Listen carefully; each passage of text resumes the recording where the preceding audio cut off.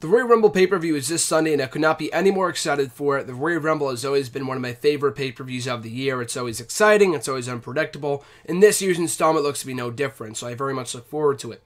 So that being said, I thought I'd dedicate this week's video blog to my fondest memories of the Royal Rumble pay-per-view since I started watching wrestling back in 2008. And I've only been watching for the last 7 years, so you're not going to be sitting through a 20-minute video with my memories of 20 different Royal Rumble events, only 6 or 7 here. So dating back to, I started watching in April of 08, so I was not a fan for the 08 Royal Rumble. I only actually just started watching that Rumble from 2008 only the other day on the WWE Network, so I only actually just watched that for the very first time, so thanks to the WWE Network, I can now do that. But, going back to 2009 was my first official Royal Rumble. I did not watch it, though. That was before I started purchasing pay-per-views, and I'll get to that in a minute when I talk about the 2010 installment.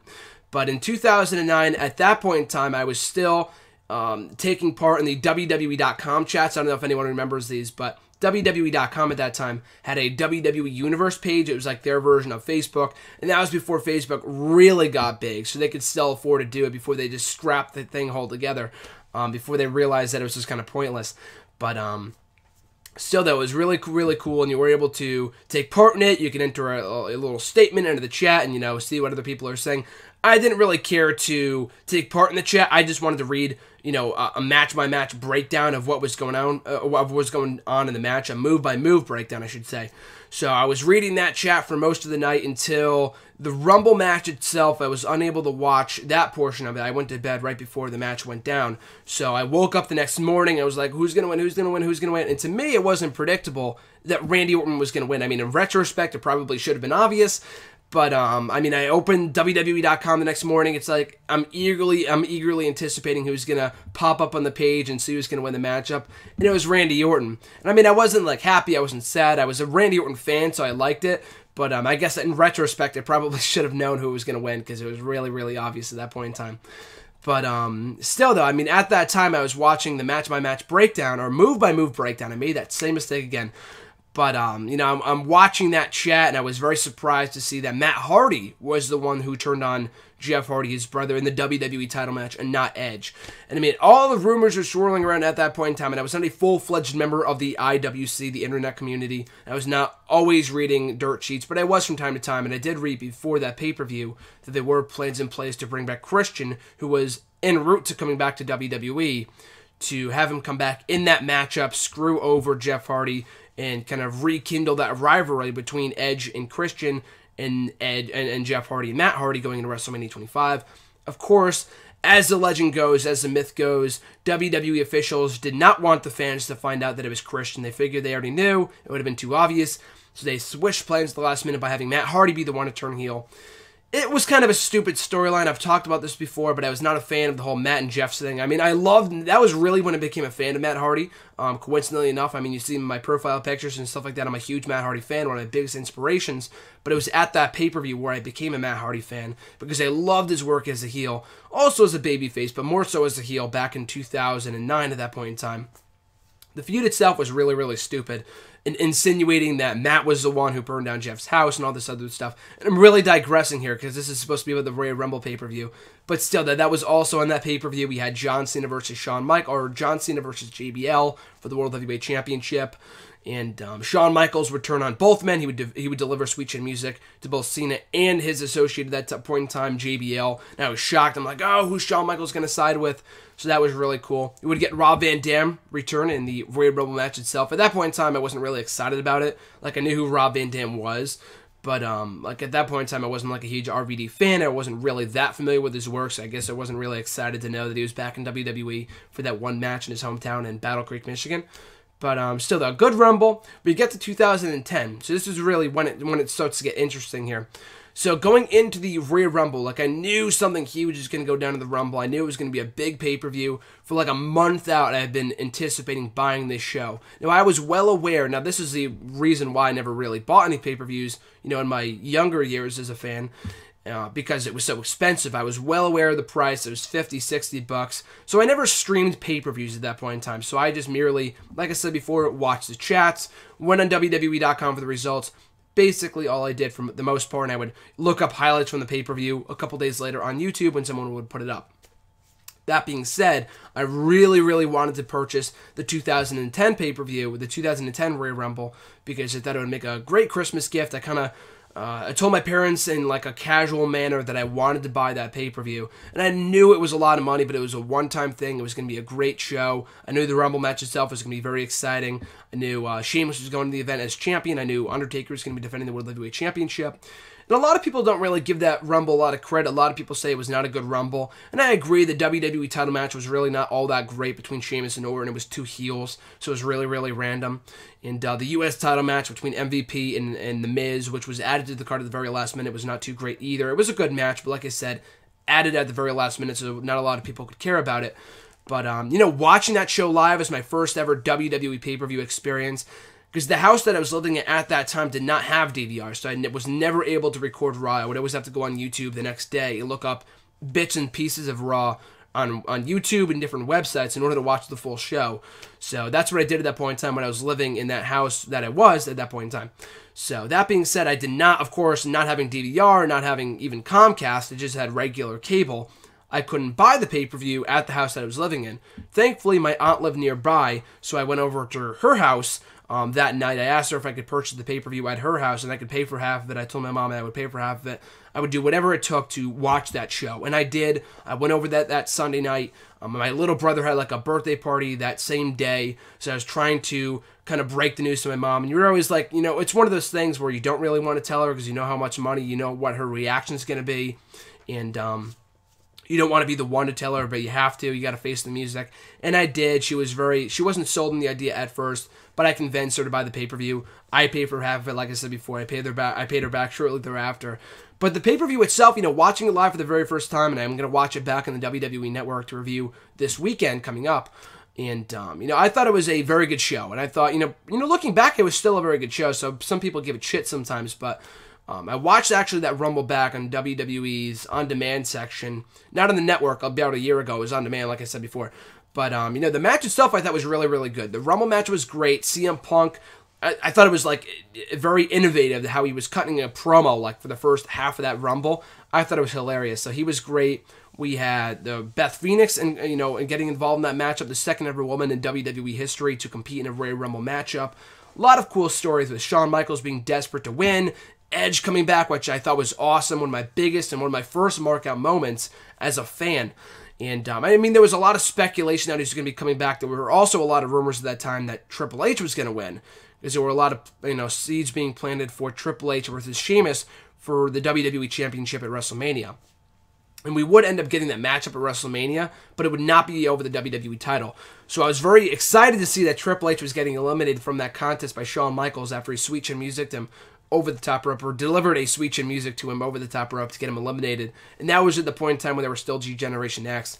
Batista had a good showing, and then Edge would come out at number, I think either 28 or 29, I think it was 29, to a big pop. I was really excited. I went crazy. My nephews, who were very young at that point in time, like I said, I was over my aunt's house watching this pay-per-view. They had just gone to bed, so I had to keep it quiet, but I was marking the hell out. I was so excited that Edge was back. He would go on to win the Rumble. I was so happy that I watched the show. I had to wake my brother up the next morning and tell him what happened because I could not contain the news. I could not contain my excitement. I thought it was awesome. Christian and Ezekiel Jackson would have a good match over the ECW title. Also in that show, Undertaker and Rey Mysterio, I thought had a great match over the World Heavyweight Championship. So, in retrospect, and at that time, I thought it was a great show, and I don't think it gets the credit it deserves sometimes. 2011 is by far my favorite Royal Rumble. And I've talked about this before in my hashtag AskJSM video series, and what is my favorite Royal Rumble pay-per-view as a whole, or my favorite Rumble match, I think kind of goes hand in hand, was the 2011 one. And a lot of people don't like the concept of a 40-man Rumble. You get lost in the shuffle, it's too long, whatever. And I agree with some of those statements, but I don't know, maybe it's just because the year of 2011 was so great for WWE. It was not actually the greatest year. There were a lot of parts of 2011 that sucked, but as a fan, I really enjoyed it. That was probably what enticed me to like that year so much as I did. The road to WrestleMania was really exciting, even though WrestleMania itself sucked. The summer was awesome. The fall was not good. But, in that year, when you look back, you think of the summer of Punk, the World Heavyweight title feud between Randy Orton and Christian. But the Rumble match pay-per-view, the Rumble match and the pay-per-view itself get really overlooked. And I bought that pay-per-view on DVD a couple of years ago, and I'm probably going to watch it on DVD again. maybe on the network. I'm not really sure, but I don't know. I just like watching on DVD. And I just love reliving that pay-per-view every year because I thought it was an awesome pay-per-view, and I watched it. I streamed it online. I did not, buy that pay-per-view. The 2010 Rumble was the first ever pay-per-view that I bought.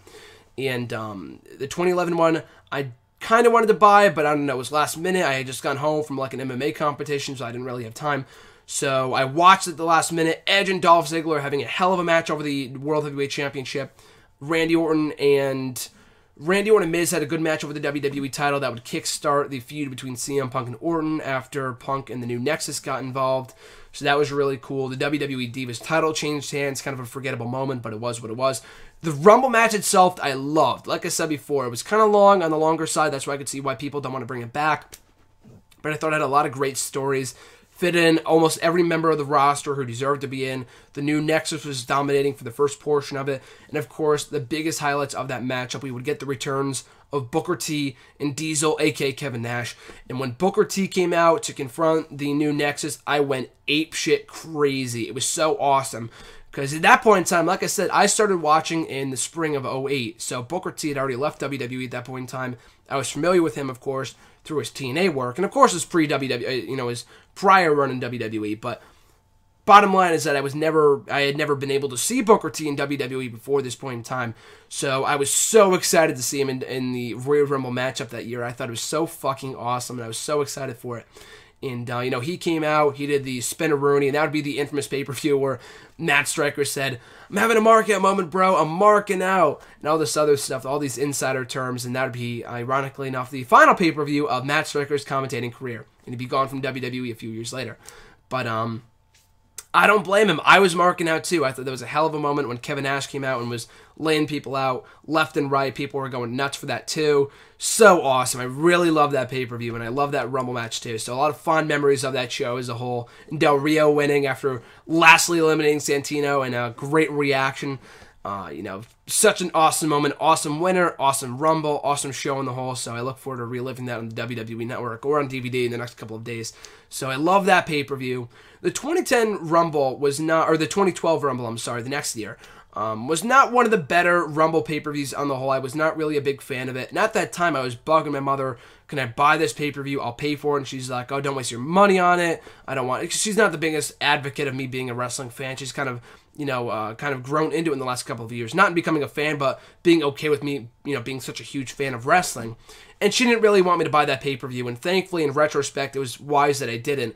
Because the Rumble match was, on the whole, not really that good. The Rumble show, on the whole, was not really that good either. We would get a lot better pay-per-views that year in 2012. Most notably WrestleMania 28 and Survivor Series and some of the other pay-per-views that year I thought were great. The Rumble pay-per-view was not among them. The 2012 Rumble, I keep on saying 2010. The 2012 Rumble saw the return of Karma, of Road Dogg, which I thought was really, really cool. But, Sheamus winning was okay. I really wanted the Jericho to win. I really wanted that Chris Jericho victory in that Rare Rumble. We would not get it. I was okay with Sheamus because it was a fresh face. It was a surprise. Some people said they kind of knew that he was winning. I never knew. I never figured that Sheamus would win. I knew there was a chance, but I never figured it was going to happen. I had my money on Wade Barrett.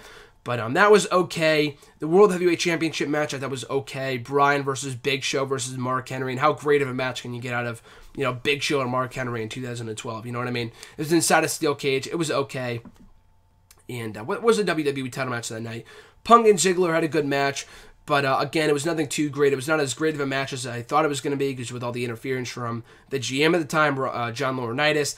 It was an okay show. I was not a huge fan of that Rumble. Thankfully, I did not buy it. But, I just walked away from that show pretty disappointed. Not only with the Sheamus win, but just with everything on that show as a whole. Because I was kind of underwhelmed by it a little bit. The 2013 Royal Rumble, 3 years removed from when I bought my first ever pay-per-view, the 2010 installment. I bought the 2013 one. I was willing to pay the money because I really wanted to buy it because I knew this was going to be a great Rumble. Especially headlined by Punk versus Rock. I had to buy it. And by this point, I was already streaming the pay-per-views, but I really wanted to buy this one in HD, record it. I actually forgot to record it. That really pissed me off in retrospect, but now I can just go back and watch it on the WWE Network. But still, that was a really good show. I thought that was a really good show in the whole. I walked away from that really, really satisfied with my purchase of that Royal Rumble. We got the returns of Godfather, who came in at number 17. That was the first year that I started doing the Royal Rumble game, and if you're not familiar with it, go and check out nextwrestling.weebly.com for full details on this year's Rumble game.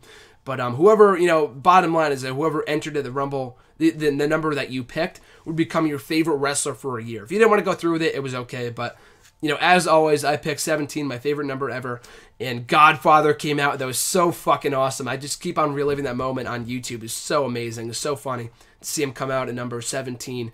Also, the returns of Chris Jericho and Goldust. So a really good Rumble on the whole. Really, really enjoyed that Royal Rumble. A lot of people weren't satisfied with Cena winning. I wasn't either, but it was what it was. That Rumble, a lot of people overshadow the Cena win and think, forget about the entire Rumble as a whole. I thought that was a great Rumble. Jericho and Ziggler had awesome showings. Really loved it. So great stuff there. And then also on that show, of course, like I said before, Rock and Punk for the WWE title. Del Rio and Big Show in an awesome last man standing match for the World Heavyweight Championship. And Rock and Punk had a good match. I enjoyed their Elimination Chamber match more the following month. But, of course, this was still a monumental moment with Rock winning his first WWE title in over a decade. So it was historic in that respect. So a really good Rumble on the whole. Really enjoyed it. 14 Rumble. So my last one here. I streamed this pay-per-view. It was the day that I got back to college. I was really looking forward to this pay-per-view. I had just moved back into school that Sunday because I had just got finished with my break. And some people go back to school the week prior to that, but I get out so late in late December, so I went back late in January. But nevertheless, I go back on that Sunday, get everything situated after being moved back into my dorm room, and I start watching the pay-per-view. It kicked off on a really good note with the New Age Outlaws winning the WWE Tag Team titles from Cody Rhodes and Goldust in the kickoff show. So I'm thinking, okay, this is going to be a pretty good Royal Rumble. And this was around the same point in time, like this year, when the creative direction was not too great, and this kind of continued that streak. Because the Rumble match as a whole was really, really disappointing. Not even really disappointing, but more so underwhelming, like the 2012 Rumble. We got some good returns, like Kevin Nash I marked out for. A lot of people didn't really appreciate that, but didn't appreciate the Kevin Nash return. But I thought it was great. Anything to hear the NWO music, as always. The El Torito involvement, JBL being in there for a minute. Like, I love JBL as much as the next guy, but that was really pointless. El Torito being in there was kind of stupid. And, you kind of got to expect that kind of thing. Like, we got Hornswoggle back in 2010, but, you get what you get. But, and Roman Reigns, of course, being the star of that Royal Rumble, eliminating, I think, either 11 or 12 people, but breaking the record of Kane from 2001 with most eliminations. And the Rumble as a whole was not good, especially when it came down to the final 3 or 4 with Sheamus, Roman Reigns, and Batista. And, the people were booing. Of course, that Rumble will always be remembered as a show where the Pennsylvania crowd, I think it was not Philadelphia, it was Pittsburgh that year, because this year's Philadelphia. That will always be remembered as the show where the Pittsburgh crowd took over and hijacked the show. And that really kind of started a trend for the remainder of the road to WrestleMania, with the crowds kind of taking over the shows and booing the shit out of the WWE title match between Cena and Orton. Same old shit. That's what they were chanting during the matchup. So funny. And of course, during the Rumble match, booing the hell out of Batista. And I like Batista. I'm a huge Batista fan, but of course, like everyone else, I was a little disappointed that Bryan was...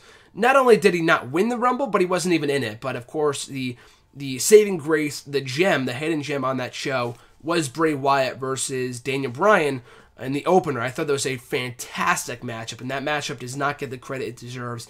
It was really a coming out party, so to speak, for Bray Wyatt, as he really, he turned a lot of heads, he opened a lot of eyes in terms of being a great athlete and showing that he was much more than just an intriguing character. He was also a hell of a superstar, hell of a wrestler inside the ring too.